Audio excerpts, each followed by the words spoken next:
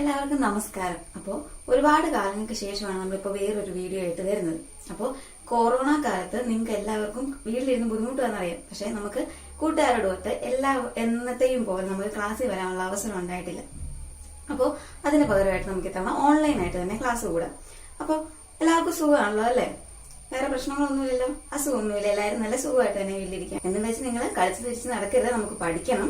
ഇപ്പൊ നമ്മൾ പഠിച്ചുകൊണ്ടിരിക്കുന്നത് സമുദ്രവും മനുഷ്യനും എന്ന പാഠഭാഗമാണ്. കഴിഞ്ഞ ക്ലാസ്സിലെ കുറച്ച് ചോദ്യങ്ങൾ ടീച്ചർ നിങ്ങളോട് ചോദിക്കട്ടെ.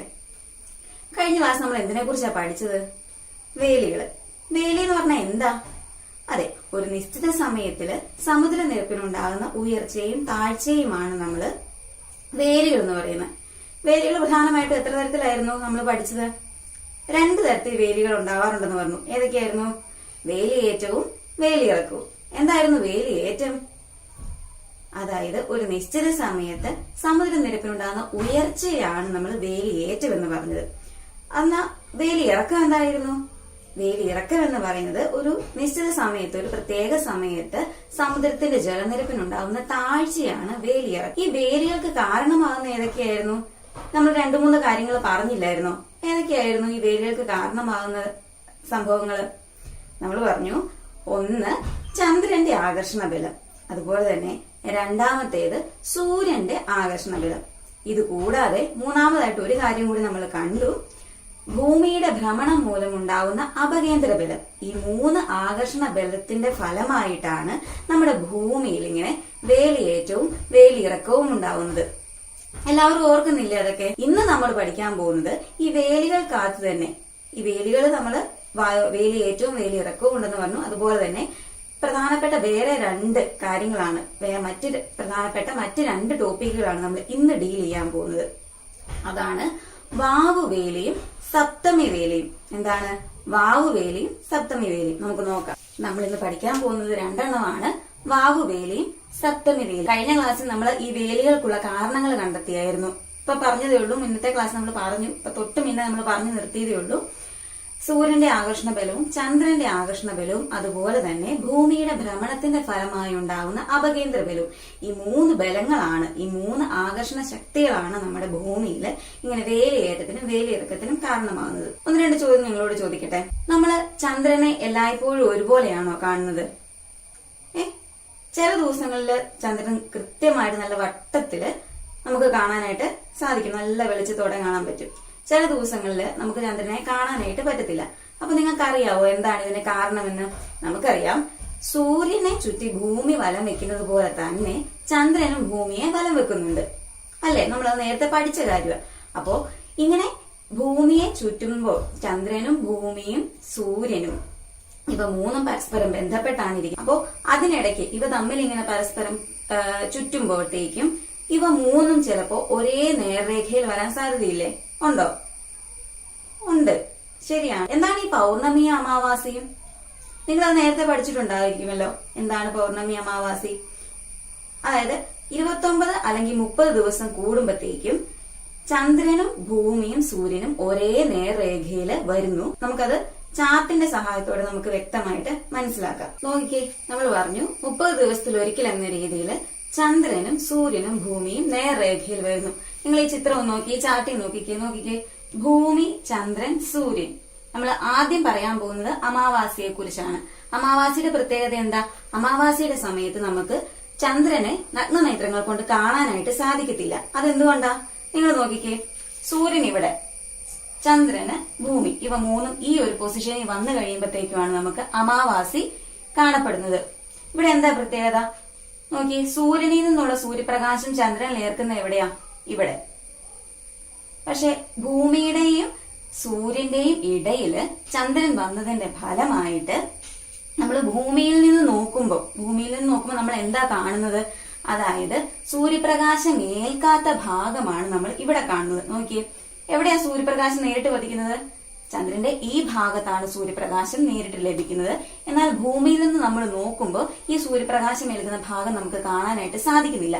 പകരം നമുക്ക് സൂര്യപ്രകാശം ഏൽക്കാത്ത ഭാഗമാണ് ഭൂമിയിൽ നിന്ന് നോക്കുമ്പോൾ നമുക്ക് കാണാനായിട്ട് സാധിക്കുന്നത്. അങ്ങനെ വന്നു കഴിയുമ്പോഴത്തേക്കും പ്രത്യേകത എന്താ? ഇവിടെ നോക്കിയാൽ നമുക്ക് ചന്ദ്രനെ കാണാനായിട്ട് പറ്റത്തില്ല. അങ്ങനെ വന്നു കഴിയുമ്പോഴത്തേക്കും അതാണ് അമാവാസി അല്ലെങ്കിൽ കറുത്ത വാവ് എന്ന് പറയുന്നു. അതായത് സൂര്യനും ചന്ദ്രനും ഭൂമിയും നേർരേഖയിൽ വരുന്നു. കൂടാതെ ഭൂമിയുടെയും സൂര്യന്റെയും മധ്യത്തിലാണ് ചന്ദ്രന്റെ സ്ഥാനം. ഇങ്ങനെ ഒരു പൊസിഷനിൽ വരുമ്പോഴാണ് നമുക്ക് അമാവാസി അല്ലെങ്കിൽ കറുത്ത വാവ് കാണാനായിട്ട് സാധിക്കുന്നത്. കാരണം സൂര്യപ്രകാശം നേരിട്ട് പതിക്കുന്ന ഭാഗം നമുക്ക് ഭൂമിയിൽ നിന്ന് നോക്കുമ്പോൾ ആ സമയത്ത് കാണാനായിട്ട് സാധിക്കുന്നില്ല. അതിന്റെ ഫലമായിട്ട് അന്ന് നമുക്ക് ചന്ദ്രനെ നമുക്ക് കാണാനായിട്ട് സാധിക്കുന്നില്ല. ഇനി അടുത്തൊരു ചിത്രം നോക്കിയേ. ഇവിടെ എന്താ നിങ്ങൾക്ക് മാറ്റം കാണാനായിട്ട് സാധിക്കുന്നത്? നിങ്ങൾ കൃത്യമായിട്ട് തന്നെ പറഞ്ഞു. നോക്കിക്കേ, ചന്ദ്രന്റെയും ഭൂമിയുടെയും സ്ഥാനം പരസ്പരം മാറി. നമ്മൾ പറഞ്ഞു സൂര്യനെ ചുറ്റി ഭൂമി വലം വെക്കുന്നുണ്ട്, അതുപോലെ തന്നെ ഭൂമിയെ ചുറ്റി ചന്ദ്രനും വലം വെക്കുന്നുണ്ട്. അങ്ങനെ വന്നു കഴിയുമ്പോഴത്തേക്കും ഇവിടെ സ്ഥാനം പരസ്പരം മാറുന്നു. അങ്ങനെ മാറുന്നതിന്റെ ഫലമായിട്ട് നോക്കിക്കേ, ഭൂമി എവിടെയാ വന്നിരിക്കുന്നത്? സൂര്യന്റെയും ചന്ദ്രന്റെയും ഇടയില് ഭൂമി വന്നു. ഇവിടെ എങ്ങനെയാ നമ്മൾ കണ്ടത്? ഇവിടെ ചന്ദ്രൻ വന്നിരിക്കുന്നത് സൂര്യന്റെയും ഭൂമിയുടെയും മധ്യത്തിലായിരുന്നു. എന്നാൽ പൗർണമി ദിവസം എന്താ സംഭവിക്കുക? പൗർണമി ദിവസം സൂര്യന്റെയും ചന്ദ്രന്റെയും ഇടയിലായിരിക്കും ഭൂമി. അങ്ങനെ വന്നു കഴിയുമ്പോഴത്തെ പ്രത്യേകത എന്താ? ഇവിടെ നിങ്ങൾ നോക്കിയേ, ഇവിടെ സൂര്യനിൽ നിന്ന് നേരിട്ട് സൂര്യപ്രകാശം ചന്ദ്രനിൽ എവിടെയാ പതിക്കുന്നത്? ഈ ഭാഗത്താണ് സൂര്യപ്രകാശം പതിക്കുന്നത്. അപ്പോ ഭൂമിയിൽ നിന്ന് നമ്മൾ നോക്കുക, നമ്മൾ ഭൂമിയിലാണ്. നമ്മൾ ഭൂമിയിൽ നിന്ന് നോക്കുമ്പോൾ ചന്ദ്രന്റെ പ്രകാശം ഏൽക്കുന്ന ഫലം, അതായത് സൂര്യപ്രകാശം ചന്ദ്രനിൽ എവിടെയാണോ ലഭിക്കുന്നത് ആ ഭാഗം നമുക്ക് കാണാനായിട്ട് സാധിക്കുന്നുണ്ട്. ഇല്ലേ? നോക്കിക്കേ, ഇവിടുന്ന് സൂര്യപ്രകാശം വരുന്നു, നേരിട്ട് ചന്ദ്രനിൽ ഇവിടെയാണ് പതിക്കുന്നത്. ഇവിടെ പതിക്കുമ്പോഴത്തേക്ക് നമ്മൾ ഭൂമിയിൽ നിന്ന് ചന്ദ്രനെ നോക്കുക. ഭൂമിയിൽ നിന്ന് ചന്ദ്രനെ നോക്കുമ്പോൾ നമുക്ക് കാണാൻ പറ്റുന്നത് സൂര്യപ്രകാശം ഏൽക്കുന്ന ഭാഗം, ഇത്രയും ഭാഗം നമുക്ക് നേരിട്ട് കാണാനായിട്ട് സാധിക്കുന്നു. അങ്ങനെ സൂര്യനിൽ നിന്നും വരുന്ന സൂര്യപ്രകാശം ചന്ദ്രനെ നേരിട്ട് പതിക്കുന്നത് മൂലം അന്ന് നമുക്ക് ചന്ദ്രനെ പൂർണ്ണമായിട്ടും ഭൂമിയിൽ നിന്ന് നോക്കുമ്പോൾ ദൃശ്യമാകുന്നു. അങ്ങനെ ദൃശ്യമാകുന്ന ഈ ദിവസത്തെയാണ് നമ്മൾ പൗർണമി അല്ലെങ്കിൽ വെളുത്ത വാവ് എന്ന് പറയുന്നത്. അപ്പൊ നിങ്ങൾക്ക് ഇത് നേരത്തെ ഏകദേശമൊക്കെ പഠിച്ചതായിരിക്കും, എങ്കിലും ടീച്ചർ ഒന്നുകൂടി ഓർമ്മിപ്പിക്കുകയാണ്. അമാവാസി പൗർണമി, അതായത് 29 അല്ലെങ്കിൽ 30 ദിവസങ്ങളിൽ ഒരിക്കല് സൂര്യനും ചന്ദ്രനും ഭൂമിയും നേർരേഖയിൽ വരുന്നു. അപ്പോ അങ്ങനെ വന്നു കഴിയുമ്പോഴത്തേക്കും സൂര്യന്റെയും ഭൂമിയുടെയും ചന്ദ്രന്റെയും സ്ഥാനത്തിനനുസരിച്ച് പൗർണമിയും അമാവാസിയും മാറി മാറി വരുന്നു. അല്ലേ? കണ്ടോ?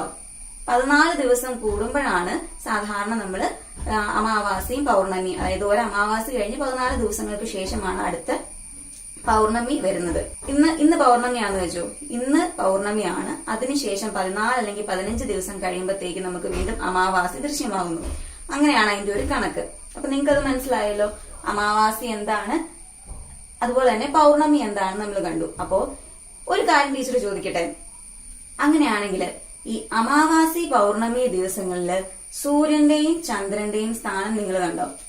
നേർരേഖയിലല്ലേ? നമ്മൾ കഴിഞ്ഞ ക്ലാസ്സിൽ എന്താ പറഞ്ഞു വെച്ചേ? വേലിയേറ്റ സമയത്ത്, അതായത് വേലികൾക്ക് പ്രധാനമായ കാരണം വഹിക്കുന്നത് 2 പേരാണ്.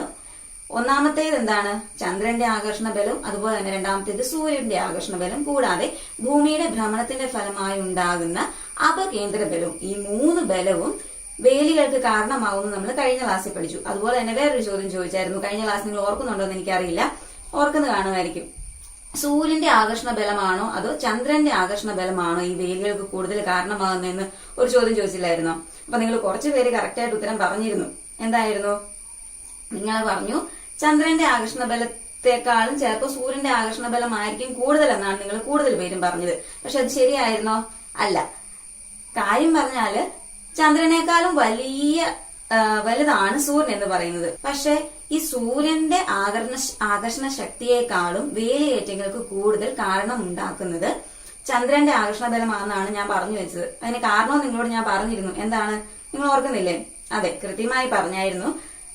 കാരണം ചന്ദ്രനേക്കാൾ വലുത് സൂര്യനാണെങ്കിൽ പോലും ഭൂമിയോട് കൂടുതൽ അടുത്ത് നിൽക്കുന്നത് ആരാ? ചന്ദ്രൻ. അപ്പോ കൂടുതൽ അടുത്ത് നിൽക്കുമ്പോഴല്ലേ ആകർഷണ ശക്തി കൂടുതലായിട്ട് വരുന്നത്? അതെ. അങ്ങനെ വന്നു കഴിയുമ്പോഴത്തേക്കും നമുക്കറിയാം വേലിയേറ്റങ്ങളില് കൂടുതൽ പങ്ക് വഹിക്കുന്നത് സൂര്യന്റെ ആകർഷണ ശക്തിയേക്കാൾ കൂടുതൽ ആരാണ്? ചന്ദ്രന്റെ ആകർഷണ ശക്തിയാണ്. അങ്ങനെയാണെങ്കിൽ ഒരു ചോദ്യം ചോദിക്കാം. ഇങ്ങനെ വന്നു കഴിയുമ്പോൾ ഈ ഭൂമിയും ചന്ദ്രനും സൂര്യനും നേർരേഖയിൽ വന്നു കഴിയുമ്പോഴത്തേക്കും അന്നത്തെ വേലിയേറ്റങ്ങൾക്ക് എന്തെങ്കിലും പ്രത്യേകത കാണുമോ? അതായത് സാധാരണ ദിവസങ്ങളെ അപേക്ഷിച്ച് വളരെ വലിയ വേലിയേറ്റങ്ങൾ ഉണ്ടാവാൻ സാധ്യതയുണ്ടോ, അല്ലെങ്കിൽ മറ്റ് ദിവസങ്ങളിലെ വേലിയേറ്റങ്ങളെക്കാളും ദുർബലമായ വേലിയേറ്റങ്ങളാണോ ഉണ്ടാവാൻ സാധ്യത? നിങ്ങളൊന്ന് ലോജിക്കലായിട്ട് ചിന്തിച്ചു നോക്കിയേ. പറയാൻ പറ്റുമോ? നമുക്കത് പഠിക്കാം. നമുക്കത് അടുത്ത ഒരു മോഡൽ വെച്ച് തന്നെ നമുക്ക് പഠിക്കാം എങ്ങനെയാന്ന്. ടീച്ചർ പറയാം, നിങ്ങളത് കൃത്യമായിട്ട് തന്നെ മനസ്സിലാക്കണം കേട്ടോ. അമാവാസിയുടെയും പൗർണമിയുടെയും പ്രത്യേകതകൾ ഇപ്പൊ പറഞ്ഞു വെച്ചതേ ഉള്ളൂ. അമാവാസി പൗർണമി ദിവസങ്ങളുടെ പ്രത്യേകത എന്താണ്? ഭൂമിയും സൂര്യനും ചന്ദ്രനും ഒരേ നേർരേഖയിൽ വരികയാണ് ചെയ്യുന്നത്. നമുക്കറിയാം, ഭൂമിയെ ചുറ്റി ചന്ദ്രൻ ഇങ്ങനെ വലം വെക്കുന്നുണ്ട്. നമുക്കത് അറിയാവുന്ന കാര്യമാണ്. ഇങ്ങനെ റൊട്ടേറ്റ് ചെയ്തുകൊണ്ടിരിക്കുന്നു. അങ്ങനെ വന്നു കഴിയുമ്പോഴത്തേക്കും അമാവാസി പൗർണമി ദിവസങ്ങളില്, പൗർണമി ദിവസമല്ലേ ഈ കാണിച്ചിരിക്കുന്നത്, അമാവാസി പൗർണമി ദിവസങ്ങളില് ഇതേ രേഖയില്, ഒരേ രേഖയില് ചന്ദ്രനും ഭൂമിയും സൂര്യനും കാണപ്പെടുന്നു. അങ്ങനെ വന്നു കഴിയുമ്പോഴത്തെ പ്രത്യേകത എന്താ? നമ്മൾ പറഞ്ഞു, സൂര്യന്റെ ആകർഷണ ബലവും ചന്ദ്രന്റെ ആകർഷണ ബലവും വേലിയേറ്റങ്ങൾക്ക് കാരണമാവുന്നുണ്ട്. അപ്പോ ഇവർ രണ്ടുപേരും ഒരേ രേഖയിൽ ഇങ്ങനെ വന്ന് നിൽക്കുമ്പോഴത്തെ പ്രത്യേകത എന്താണ്? ചന്ദ്രന്റെ ആകർഷണ ശക്തിയും സൂര്യന്റെ ആകർഷണ ശക്തിയും ഒരേ ദിശയിലാണ്. നോക്കിക്ക്, ഇവര് രണ്ടുപേരും ഒരേ ദിശയിൽ നിന്ന് ഭൂമിയെ ആകർഷിക്കുന്നുണ്ട്. അങ്ങനെ വന്നു കഴിയുമ്പോഴത്തേക്കും ഉള്ള ഇതെന്താ? ആ സമയങ്ങളിൽ, അതായത് അമാവാസി പൗർണമി ദിവസങ്ങളിൽ മറ്റ് ദിവസങ്ങളെ അപേക്ഷിച്ച് വളരെ ശക്തമായ വേലിയേറ്റങ്ങളാണ് ഉണ്ടാവുന്നത്. ഇങ്ങനെ ഉണ്ടാവുന്ന, അതായത് പൗർണമി അമാവാസി ദിവസങ്ങളിൽ ഉണ്ടാവുന്ന വളരെ ശക്തിയേറിയ വേലിയേറ്റങ്ങളെയാണ് നമ്മൾ വാവു വേലി എന്ന് പറയുന്നത്. നമുക്ക് അതിന്റെ മോഡൽ ഒന്ന് നോക്കാം. അതായത് നമ്മൾ പറഞ്ഞു, ചന്ദ്രനും ഭൂമിയും ഒരേ നേർരേഖയിലാണ് വരുന്നത്. ആ സമയത്തേക്ക് വരുമ്പോഴത്തേക്കും എന്താണ്? നോക്കിക്കേ, ചന്ദ്രന്റെ ആകർഷണ ശക്തി കാരണം ഇവിടെ ഒരു വേലിയേറ്റം ഉണ്ടാവുന്നു. അതുപോലെ തന്നെ ഒരേ ദിശയിൽ നിന്ന് സൂര്യനും ആകർഷിക്കുന്നത് കൊണ്ട് അവിടെ വളരെ ശക്തിയേറിയ വേലിയേറ്റങ്ങൾ ഉണ്ടാവുന്നു. അതായത് ചന്ദ്രൻ അഭിമുഖമായ ഭാഗത്തെ ജലനിരപ്പ് വളരെ ശക്തമായിട്ട് ഉയരുന്നു. അതുപോലെ തന്നെ അതിന് നേരെ ഓപ്പോസിറ്റ് ഉള്ള ഭാഗത്ത് ഭൂമിയുടെ ഭ്രമണം മൂലമുണ്ടാകുന്ന അപകേന്ദ്ര ബലം കൊണ്ട് ആ വശത്തും നമ്മൾ ശക്തമായ വേലിയേറ്റം ഉണ്ടാവുന്നു എന്ന് പറഞ്ഞു. അപ്പോ ചന്ദ്രനും സൂര്യനും ഒരേ ദിശയിൽ നിന്ന് ഭൂമിയെ ആകർഷിക്കുന്നത് കൊണ്ട് ആ ദിവസങ്ങൾ, ഏതൊക്കെ ദിവസങ്ങളിലാണ്? അമാവാസി പൗർണമി ദിവസങ്ങളിൽ വളരെ ശക്തമായിട്ടുള്ള വേലിയേറ്റങ്ങൾ ഉണ്ടാവുന്നു. ഇങ്ങനെ ഉണ്ടാകുന്ന വളരെ ശക്തിയേറിയ വേലിയേറ്റങ്ങളെയാണ് നമ്മൾ എന്തെന്ന് പറയുന്നത്? വാവു വേലി എന്ന് പറയുന്നത്. നിങ്ങൾ എല്ലാവരും ഈ ഇത് നോട്ട്ബുക്കിൽ ഒന്ന് വരച്ച് രേഖപ്പെടുത്തി വെച്ചേക്കണം കേട്ടോ. ഇത് വളരെ കൃത്യമായിട്ട് നിങ്ങൾക്ക് മനസ്സിലാക്കാനായിട്ട് സാധിക്കും. എങ്ങനെയാണ് ചന്ദ്രനും സൂര്യനും ഭൂമിയും രേഖയിൽ വരുന്നു. ആ ദിവസങ്ങളിൽ, പൗർണമി അമാവാസി ദിവസങ്ങളിൽ ചന്ദ്രനും സൂര്യനും ഒരേ ദിശയിൽ നിന്ന് ഭൂമിയെ ആകർഷിക്കുന്നത് കൊണ്ട് ആ ദിവസങ്ങളിൽ വളരെ ശക്തമായ വേലിയേറ്റങ്ങൾ ഉണ്ടാവുന്നു. ഇങ്ങനെ ഉണ്ടാവുന്ന വളരെ ശക്തിയേറിയ ഈ വേലിയേറ്റങ്ങളെയാണ് നമ്മൾ വാവു വേലി എന്ന് പറയുന്നത്. നിങ്ങൾക്കത് ക്ലിയർ ആയില്ലേ? ഇനി ഒരു അടുത്തത് നമുക്ക് നോക്കാം. അപ്പോ ചന്ദ്രൻ ഇങ്ങനെ റൊട്ടേറ്റ് ചെയ്തുകൊണ്ടിരിക്കുകയാണെന്ന് നമ്മൾ പറഞ്ഞു.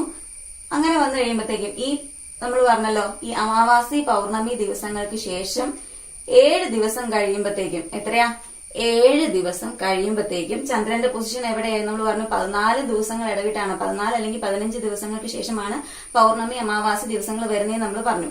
അങ്ങനെ വന്നു കഴിയുമ്പോഴത്തേക്കും, അതായത് ഒരു ദിവസം, ഇതിപ്പോ പൗർണമിയല്ലേ, ഈ പൗർണമി കഴിഞ്ഞിട്ട് ഒരു 7 ദിവസം കഴിയുമ്പോഴത്തേക്കും ഈ ചന്ദ്രന്റെ പൊസിഷൻ എന്ന് പറഞ്ഞിട്ടുണ്ടെങ്കിൽ ഇവിടെ വരും.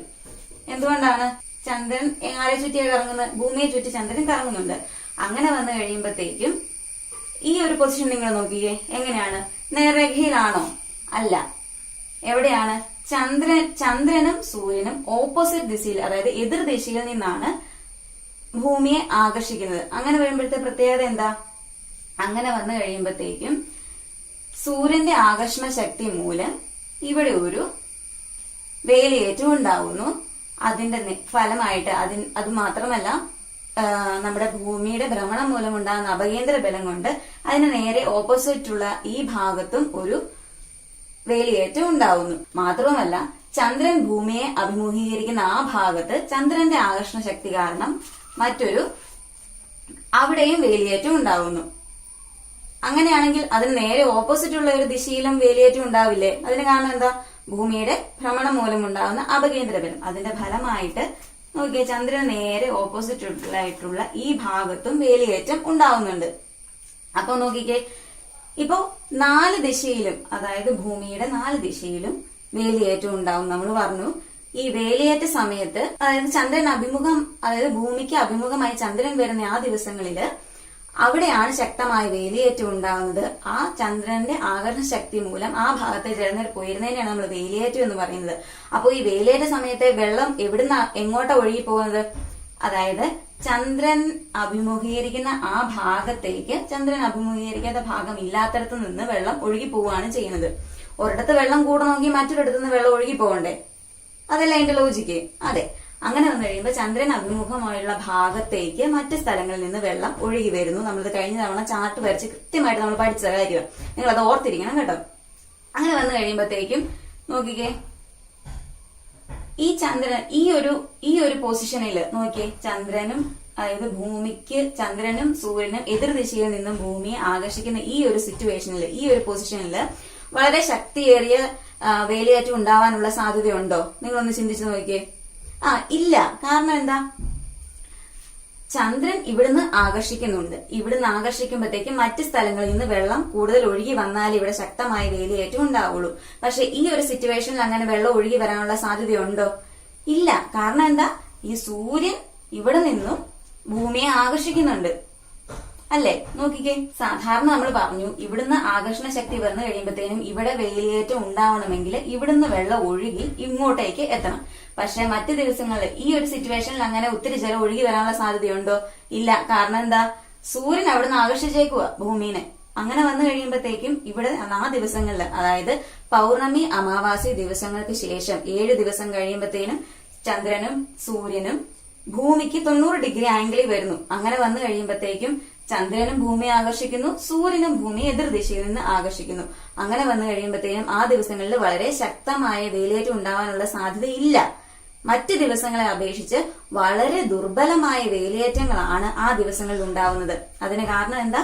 ചന്ദ്രൻ ഇവിടുന്ന് ആകർഷിക്കുന്നു, സൂര്യൻ ഇവിടുന്ന് ആകർഷിക്കുന്നു. അങ്ങനെ വന്നു കഴിയുമ്പോഴത്തേക്കും ഇവയുടെ എതിർദിശയിൽ നിന്ന് പരസ്പരം ആകർഷിക്കുന്നതിനാൽ വളരെ ചെറിയ രീതിയിലുള്ള, അതായത് മറ്റു ദിവസങ്ങളെ അപേക്ഷിച്ച് വളരെ ചെറിയ രീതിയിലുള്ള വേലിയേറ്റങ്ങളെ ഉണ്ടാവുന്നുള്ളൂ.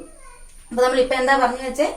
വാവുവേലിയും സപ്തമി വേലിയും. വാവുവേലി എന്ന് പറയുന്നത് എന്താണ്? വാവുവേലി എന്ന് പറയുമ്പോഴത്തേക്കും സൂര്യനും ചന്ദ്രനും ഭൂമിയും നേർരേഖയിൽ വരുന്നു.